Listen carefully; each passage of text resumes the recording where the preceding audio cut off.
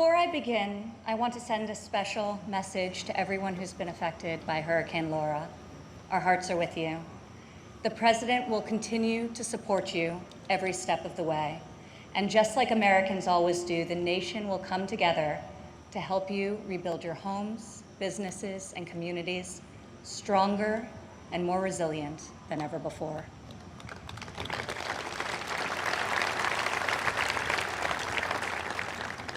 Four years ago, I introduced to you a builder, an entrepreneur, an outsider, and the people's nominee for President of the United States. Tonight, I stand before you as the proud daughter of the people's president.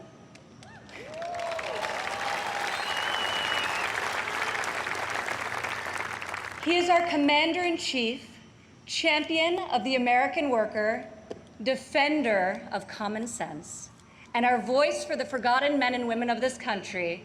He is our president and my father, Donald J. Trump.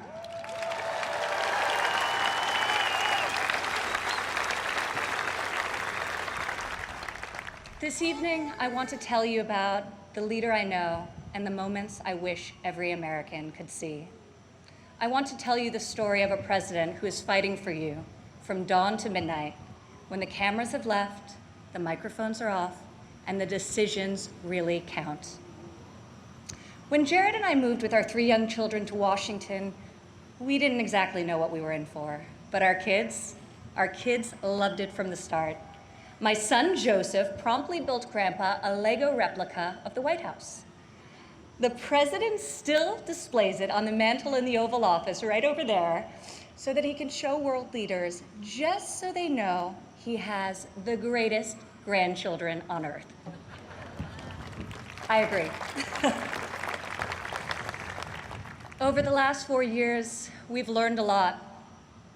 I've seen in Washington it's easy for politicians to survive if they silence their convictions and skip the hard fights. I couldn't believe so many politicians actually prefer to complain about a problem rather than fix it. I was shocked to see people leave major challenges unsolved so they can blame the other side, campaign on the same issue in the next election. But Donald Trump did not come to Washington to win praise from the Beltway elites. Donald Trump came to Washington for one reason, and one reason alone: to make America great again.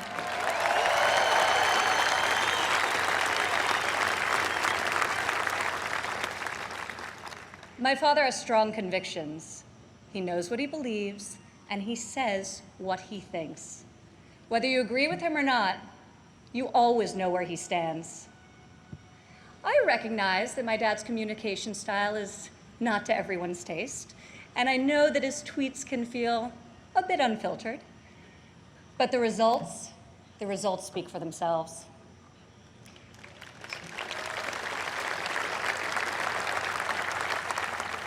He is so unapologetic about his beliefs that he has caused me and countless Americans to take a hard look at our own convictions and ask ourselves, what do we stand for?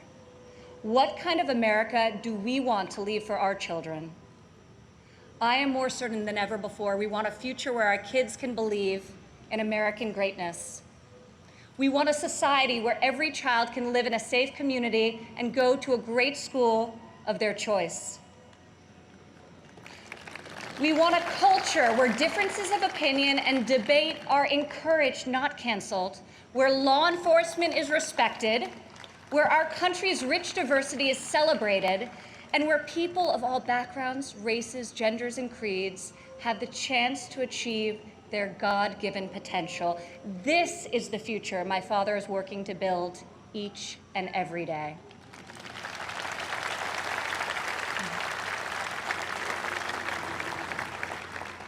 Building, after all, is what he's done his whole life. He has admired and befriended construction workers on countless job sites.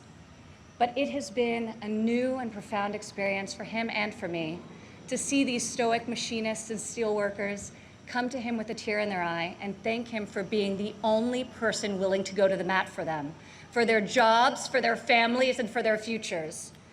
To the hardworking men and women across America and here tonight, you are the reason my father fights with all of his heart and all of his might. You are the reason he ran for president in the first place, and you are the reason he is going to keep fighting for 4 more years.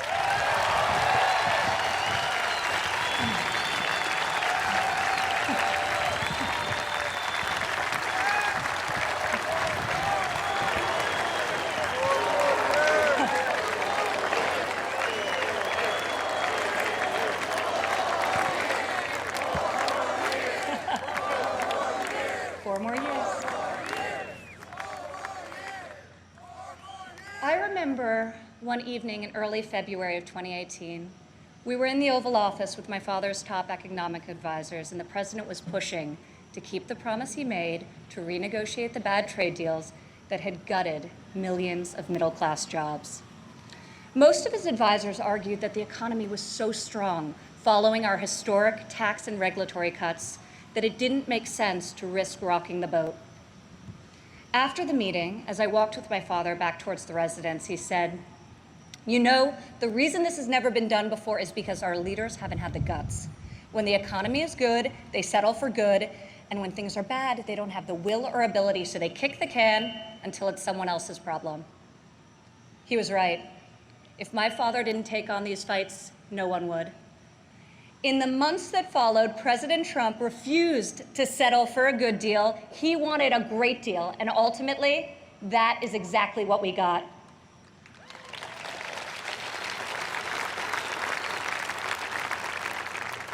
I remember each time he was updated on the progress of the new trade deal with Mexico and Canada, he would say, "Don't let down those dairy farmers I met in Wisconsin. I don't want them to like this deal. I want them to love it."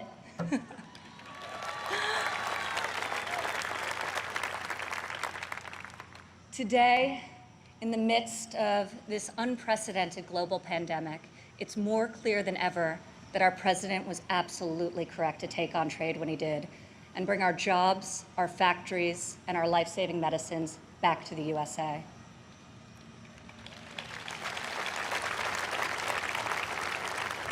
As our nation endures this grave trial, I pray for the families who are mourning the loss of a loved one, for those who are battling COVID-19, and for the first responders and the healthcare heroes who remain on the front line of this fight. The grief, sorrow, and anxiety during this time is felt by all. I've been with my father, and I've seen the pain in his eyes when he receives updates on the lives that have been stolen by this plague. I have witnessed him make some of the most difficult decisions of his life. I sat with him in the Oval Office as he stopped travel to Europe. I watched him take the strongest, most inclusive economy in a lifetime, the lowest unemployment in a half century, and the highest wage increase for working families in decades, and close it down to save American lives.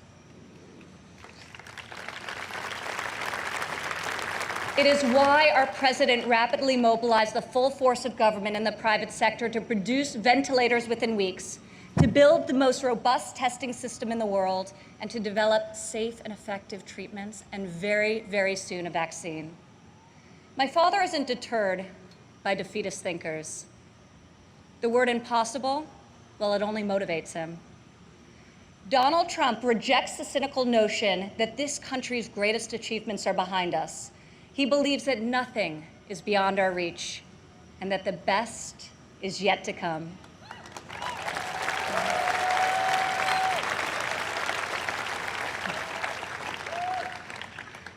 I have seen all of my life how my dad believes in the potential of each individual.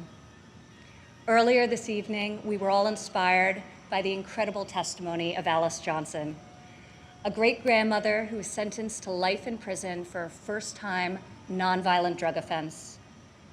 I was with my father when he decided to commute Alice's life sentence. Together, we watched Alice leave prison after nearly 22 years.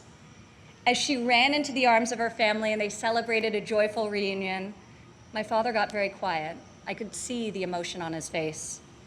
After a long silence, he looked at me and said, "Imagine how many people there are just like Alice." From that point on, he became a voice for those who had been unfairly silenced in our prison system. President Trump rectified the disparities of the 1994 Biden crime bill that disproportionately hurt African Americans.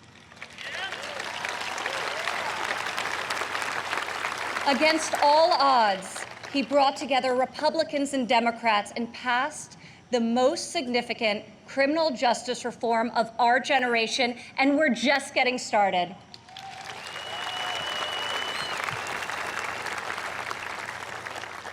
My father did not campaign on this issue. He tackled this injustice because he has a deep compassion for those who have been treated unfairly. More than rhetoric and political prose, the ability to build consensus and achieve bipartisan success will help heal our country's racial inequities and bring us forward together. President Trump is advancing the American values of work and family. 4 years ago in Cleveland, I said President Trump would deliver for working women. Last year, over 70% of all new jobs were secured by women.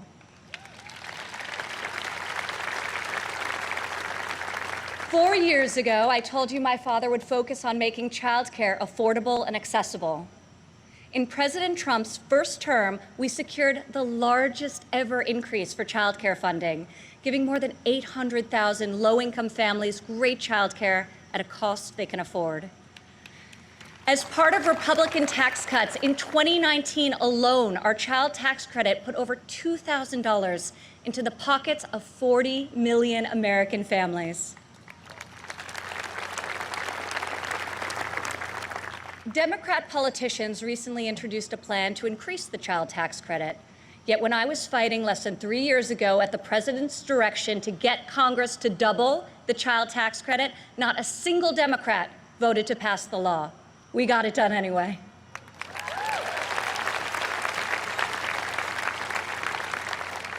Four years ago, I promised that President Trump would support mothers in the workforce.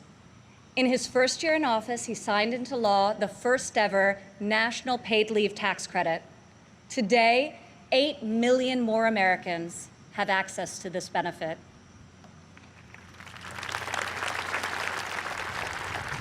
Four years ago, I said that Americans needed an economy that permits people to rise again.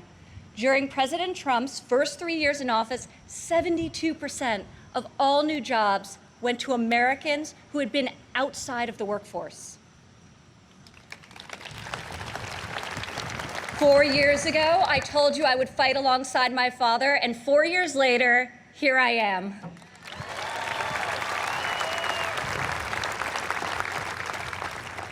Many of the issues my father has championed are not historically Republican priorities. Yet where Washington chooses sides, our president chooses common sense. Where politicians choose party, our president chooses people.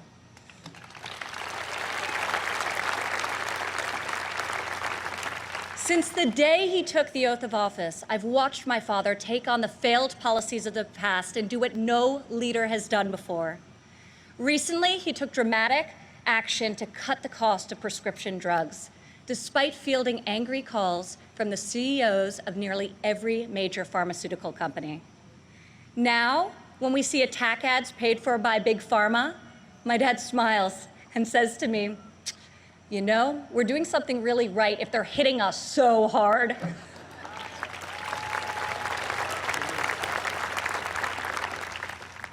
This spring, our president saw that American crops were going to waste because food supply chains were disrupted by the virus. He directed Secretary Perdue and me to find a way to get this nutritious food, fresh fruit, vegetables, meat, and dairy, to families most in need. Within a matter of days, we launched the Farmers to Family Food Box program, which has now delivered over 100 million meals into the hands of American families.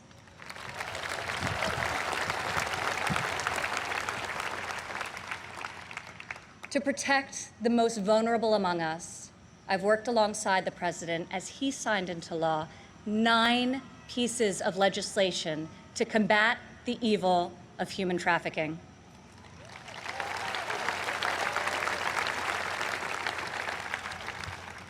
I've stood by my father's side at Dover Air Force Base as he's received our fallen heroes, and each time it has steeled his resolve to finally stop the endless foreign wars.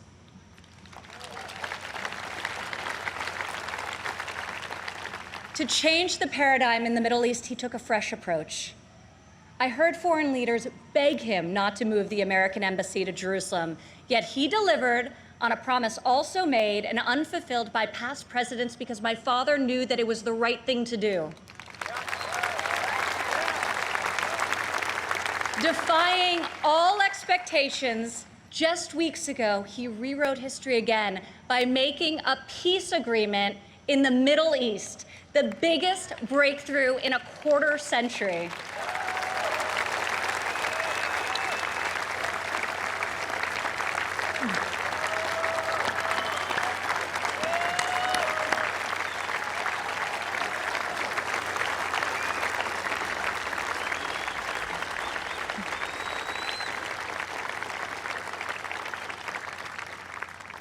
For the first time in a long time, we have a president who has called out Washington's hypocrisy, and they hate him for it. Dad, people attack you for being unconventional, but I love you for being real, and I respect you for being effective.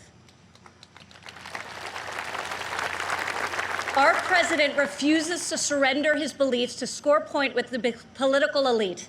To my father, you are the elite. You are the only people he cares about scoring points with. If these problems were easy to solve, previous presidents would have done so. But you don't achieve different results by doing things the same way. Washington has not changed Donald Trump. Donald Trump has changed Washington.